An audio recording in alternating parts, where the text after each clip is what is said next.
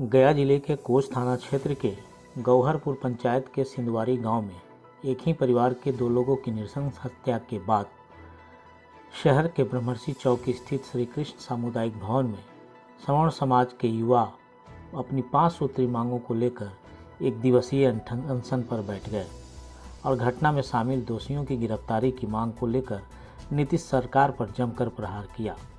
अनशन को संबोधित कर रहे युवा नेताओं ने स्थानीय विधायक की संलिप्तता की जांच की मांग की। इस अनशन में पहुंचे युवाओं ने कहा कि नीतीश सरकार हमारे सब्र का इम्तिहान न ले, नहीं तो जब जब इस समाज का सब्र टूटा है, बिहार की राजनीति हाशिए पर आ गई है। हमारे समाज ने वह दौर भी देखा है जब नरसंहार हुआ करता था और उसे समाप्त करने का काम भी इसी समाज ने किया है। ऐसी स्थिति में सरकार इस लॉकडाउन का हवाला देकर इस घटना को दबाने का काम कर रही है, तो यह खुलेआम चुनौती है कि हम लोगों के रक्त की धारा लॉक नहीं है। अनशन को संबोधित कर रहे युवाओं ने कहा कि प्रशासन इस हत्याकांड में शामिल हथियार को अविलंब बरामद करे और पीड़ित परिवार के प्रत्येक सदस्य को 25 लाख का मुआवजा और नौकरी प्रदान करे। नेताओं ने कहा कि अगर सरकार सवर्ण समाज की मांग को पूरा नहीं करती है तो यह समाज 90 के दशक में लौटने को मजबूर होगा।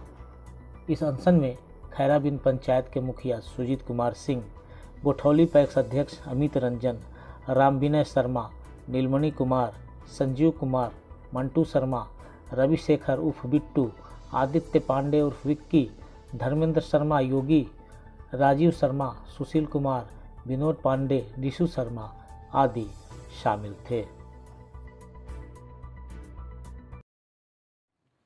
गया जिले के कोच थाना अंतर्गत 6 मई को ग्राम सिंधवारी में दिन दहाड़े निर्दोष आदमियों की हत्या हुई, जिसमें 2 आदमी मर गए और 2 लोग घायल हैं। और इस मामले को सरकार की तरफ से दबाया जा रहा है, क्योंकि इस मामले में जहां तक ग्रामीणों से हमारी बात हुई तो पता चला कि सत्ताधारी दल के विधायक की संलिप्तता भी नज़र आ रही है।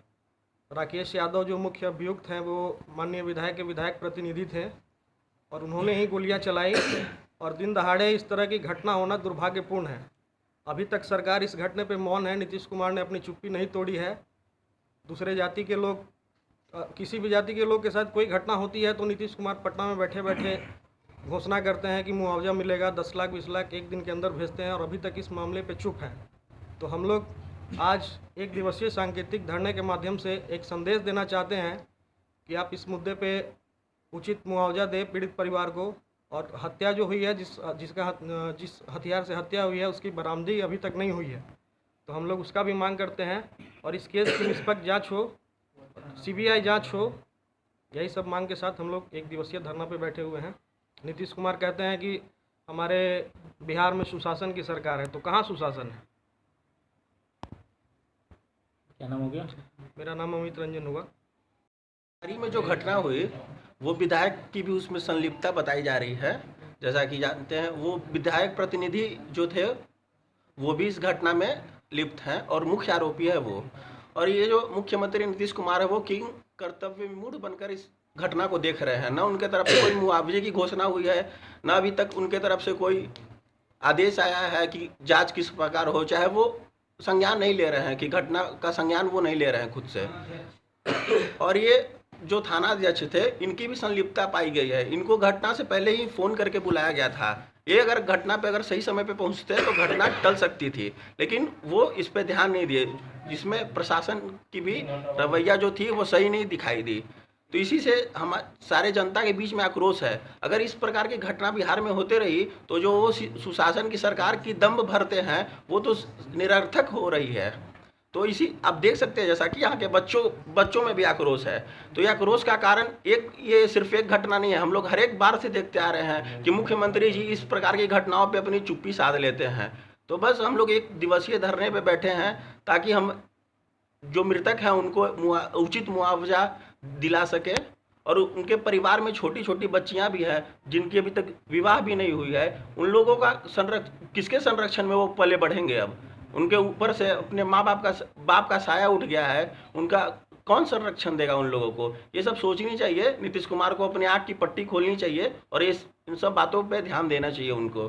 तो हम बस 1 दिवसीय धरने से उनको बस याद दिलाना चाह रहे हैं कि आप अपना कर्तव्य पूरा करिए, नहीं तो ये प्रदर्शन और उग्र होगा।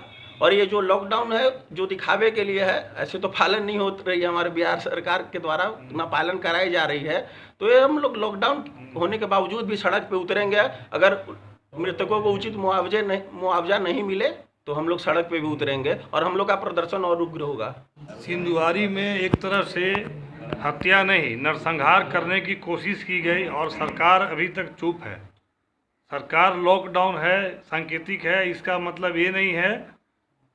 अगर दोषियों को अविलंब गिरफ्तारी नहीं होती है, साथ ही साथ जो मृतक है उनके परिवार को मुआवजा नहीं दिया जाता है, घायलों को मुआवजा नहीं दिया जाता है, तो ये सांकेतिक है और सरकार इसे हल्के में ना ले, वरना रोड पे आने के लिए तैयार है और ताकत का एहसास दिलाने की ज़रूरत नहीं है। सरकार अगर अभी से भी चेत जाए, मुआवजा दे दे, अविलंब गिरफ्तारी कर दे तो सरकार की भलाई है।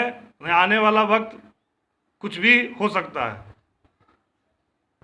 है कि 6 तारीख के सिंधुआरी ग्राम में जो जघन्य हत्या हुआ और इसमें सरकार जो है पूरा चुप्पी साधी हुई है। सरकार को यह नहीं समझ में आ रहा है कि इसमें क्या करना चाहिए। कहीं ना कहीं पूर्ण रूपेण वो जो है इसमें मिलीभगत है। इसीलिए अभी लॉकडाउन है, लॉकडाउन के चलते जो है कोई कहीं रोड पे नहीं जा रहा है, उनके बातों को पालन कर रहा है। लेकिन लॉकडाउन का मतलब ये सरकार ना समझे कि हमारा शक्ति जो है कमज़ोर हो गया है, क्योंकि सरकार पहले भी देख चुका है कि जो काम सरकार न कर जो किया वो हमारा समाज कर चुका है। आज की अगर आप 4 साल 5 साल पहले जाइएगा तो जो बिहार में प्रवृत्ति थी कि जघन्य हत्या होते थे, गांव के गांव एक दूसरे में जो टकराहट पैदा थी, उसको सरकार नहीं खत्म करके हमारा समाज ही खत्म करने वाला है। तो हमारा शक्ति को जो है ललकारे नहीं। अगर इसका उचित मुआवजा न मिलेगा तो फिर हमारा शक्ति वही है। शायद सरकार को पूर्ण रूपेण भली भांति जानती है कि सरकार की क्या कैपेसिटी है। जब जब हम जाग जाते हैं तब तक जो है सरकार रहती नहीं है। और ये सरकार भी जो है कुर्सी कुमार जो है आने वाले चुनाव में अगर इस पर ध्यान नहीं देंगे तो निश्चित रूप से उनका कुर्सी नहीं बचेगा, खमियाजा उनको भुगतना ही पड़ेगा। इसलिए शक्ति का एहसास न दें, यथासंभव शीघ्र उचित इसमें न्याय हो, दोषियों पर कार्रवाई हो एवं उचित मुआवजा इस गरीब परिवार को